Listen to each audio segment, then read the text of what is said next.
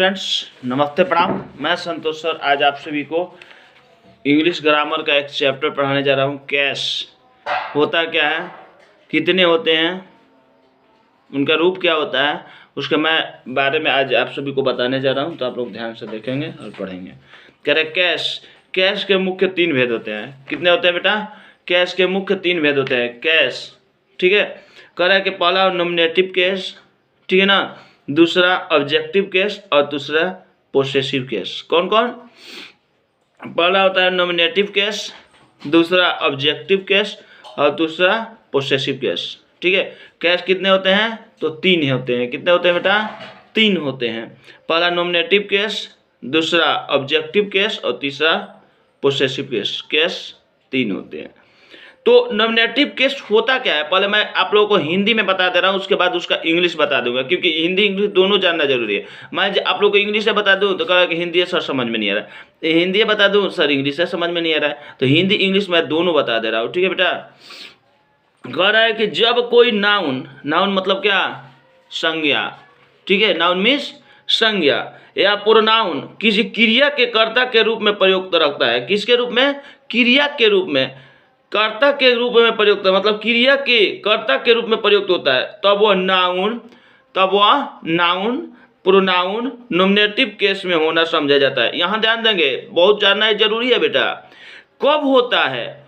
जब कोई नाउन मतलब संज्ञा या सर्वनाम, नाउन या प्रोनाउन यानी संज्ञा या सर्वनाम किसी क्रिया के कर्ता के रूप में रहता है, तो वह नाउन प्रोनाउन नॉमिनेटिव केस में होना समझा जाता है। तब वही क्या है समझा जाता है? नॉमिनेटिव केस में होना समझा जाता है, ठीक है ना। अब यहाँ ध्यान देंगे कि अब इसको इंग्लिश में ध्यान देंगे। ये तो हिंदी में बता दिए, इंग्लिश में कह रहे कि when a noun or pronoun is used as the subject of a verb it is said to be in the nominative case, ठीक है। फिर से देखेंगे, when a noun or pronoun is used as the object of a verb it is said to be in the nominative case. तो वही उसका हिंदी क्या हो गया, अभी बता रहे थे आप लोग को। जब कोई नाउन या प्रोनाउन किसी क्रिया के कर्ता के रूप में प्रयुक्त होता है, तब वो नॉमिनेटिव केस में समझा जाता है। नाउन या प्रोनाउन क्या समझा जाता है? नॉमिनेटिव केस में समझा जाता है। क्लियर है बेटा? नहीं समझ में आएगा तो आप लोग कमेंट करके पूछ सकते हैं, ठीक है। हाँ, आगे कर रहा है कि उदाहरण के लिए इन वाक्यों को देखो, मतलब कुछ उदाहरण है वाक्य को समझने के लिए। जैसे करें राम इज ईटिंग, तो कैसे समझेंगे? नॉमिनेटिव केस में है, तो राम नॉमिनेटिव केस में, यानी राम क्या हो गया आपका? राम इज ईटिंग है ना बेटा, राम इज ईटिंग, तो नॉमिनेटिव केस क्या हो गया? राम नाम है, तो ये नाम आपका राम जो है, राम आपका हो गया नॉमिनेटिव केस में। क्या हो गया?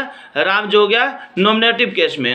अब आगे करें काऊ इट ग्रेस, यानी तो काऊ क्या हो गया? नॉमिनेटिव केस, मतलब आपका जो भी नाम है ना वो नॉमिनेटिव केस में हो गया। आगे करें he reads in class 6, he reads in class 6, तो अब ही कहाँ हो गया बेटा? ही हो गया नॉमिनेटिव केस में। ही क्या हो गया? नॉमिनेटिव केस में। अब करें कि यहाँ राम काऊ और ही क्रमशः इज ईट और रीड्स क्रियाओं के सब्जेक्ट है। क्या है बेटा? सब्जेक्ट मीन्स क्या होता है? विषय, SUBJECT, सब्जेक्ट मतलब विषय, मतलब इसका विषय क्या है? तो राम काऊ ही, ठीक है, ये सब क्या है? सब्जेक्ट है। अतः राम काऊ और ही नॉमिनेटिव केस में, अतः यह राम काऊ और ही नॉमिनेटिव केस में। क्लियर है बेटा? समझ में आ गया? नहीं आएगा तो फिर कमेंट करके पूछ सकते हैं, एकदम क्लियर पूछ सकते हैं बेटा। अब कह रहे हैं 2 नंबर ऑब्जेक्टिव केस। अब फर्स्ट हो गया नॉमिनेटिव केस, दूसरा समझना है ऑब्जेक्टिव केस। जब कोई नाउन या प्रोनाउन किसी वर्ब का प्रीपोजिशन के ऑब्जेक्ट के रूप में प्रयुक्त होता है। अब यहाँ ध्यान देना है बेटा आप लोगों को, कैसे कि जब कोई नाउन या प्रोनाउन किसी वर्ब या प्रीपोजिशन के ऑब्जेक्ट के रूप में प्रयुक्त होता है। कहाँ रहता है?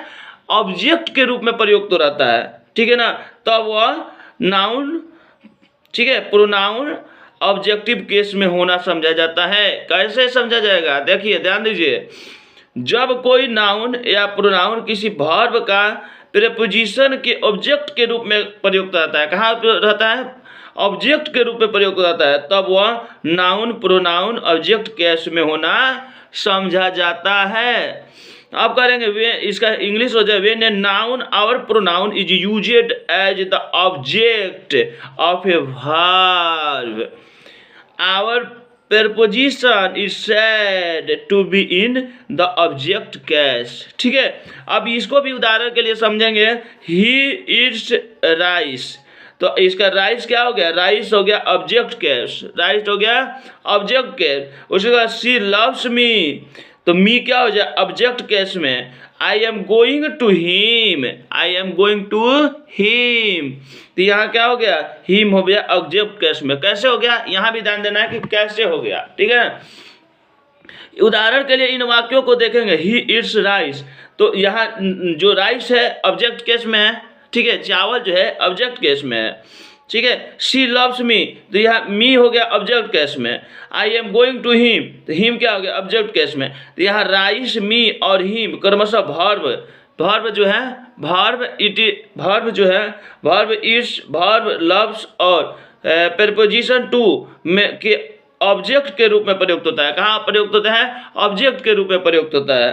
तो अतः इन वाक्यों में राइस मी और हिम ऑब्जेक्ट केस में हो गए। तो यहाँ क्या हो जाएगा, ये जो राइस जो चावल है, ठीक है ना, ये सब